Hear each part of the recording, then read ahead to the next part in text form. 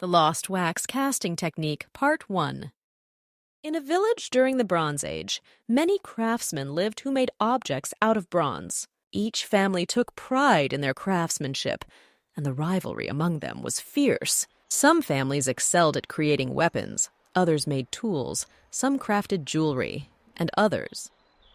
Each tried to create the most beautiful and complex objects, not only to earn their bread, but also to gain the respect and admiration of the community.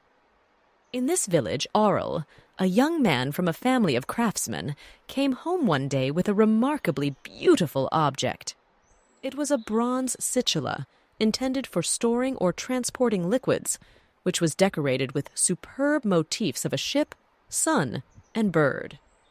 These motifs were created with extraordinary attention to detail, using fine lines and precise dots. In a word, it was an object of unparalleled beauty that immediately caught everyone's attention.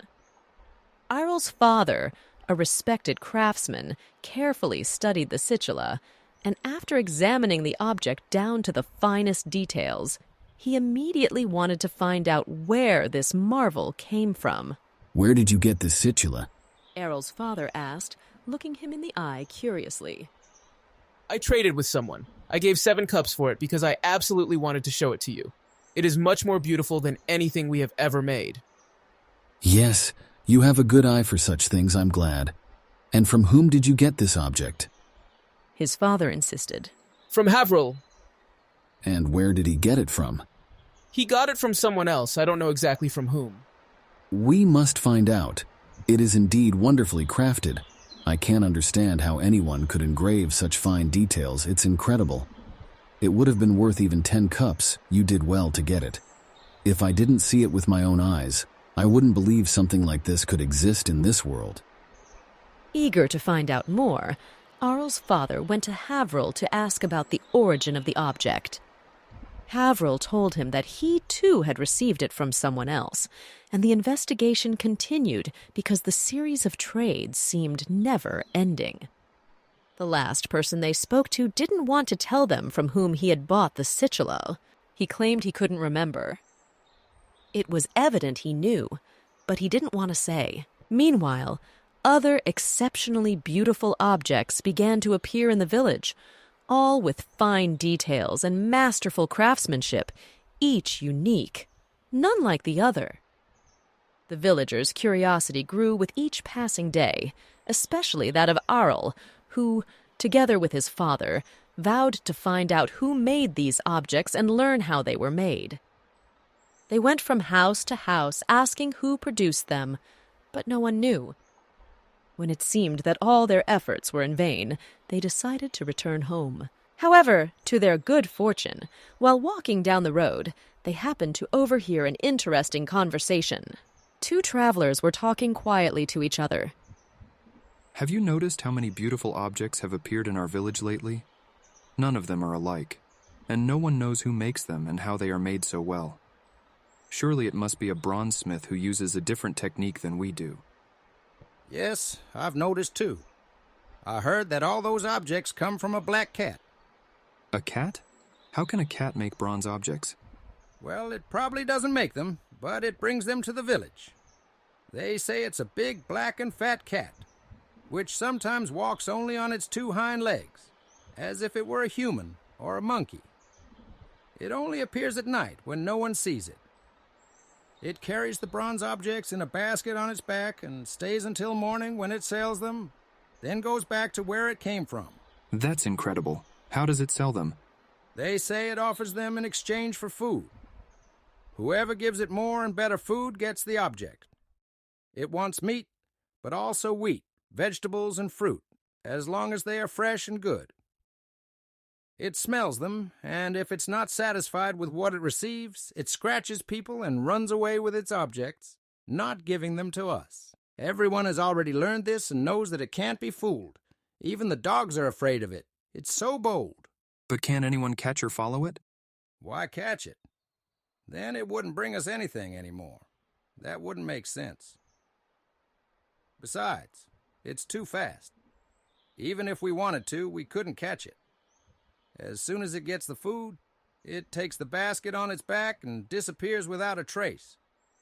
And no one has tried to follow it to see where it comes from? Many have tried, but none have succeeded. Only another cat could possibly keep up with it. But since no one speaks their language, how could we explain to a cat to follow this one and then come back and tell us what it saw? We can't manage to run after it. Okay, I understand. It's fascinating and terrifying at the same time. A merchant cat, who has ever heard of such a thing? Maybe it's more than just a simple cat. It certainly has exceptional intelligence, but maybe there's something more to it. Do you think that... And at that moment, the conversation was interrupted as they met other friends on the road, and other unrelated conversations followed. But it was enough for Arel and his father to become even more determined to solve the mystery. They wanted to find out who made those bronze objects, and most importantly, they wanted to learn the technique they couldn't figure out, no matter how much they studied Arel's situla. They both dreamed of learning to make objects as beautiful as the ones the cat brought to the village. What do you think? Will they manage to unravel the mystery? I promise you will find out in the second part of the story. The events and characters in this story are fiction. The historical truths are the following. Bronze objects made using simple techniques and those made using the lost wax technique show significant differences in terms of details, design complexity, and finish. Bronze objects made with simple techniques tend to have fewer and coarser details, as simple casting techniques do not allow for fine details. In contrast, bronze objects made with the lost wax technique can be created with extremely fine and complex details because the initial wax model can be precisely sculpted.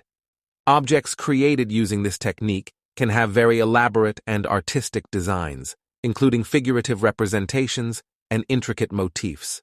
The finish of these objects is much finer and more uniform, as the casting method and subsequent finishing techniques allow for polished and smooth surfaces.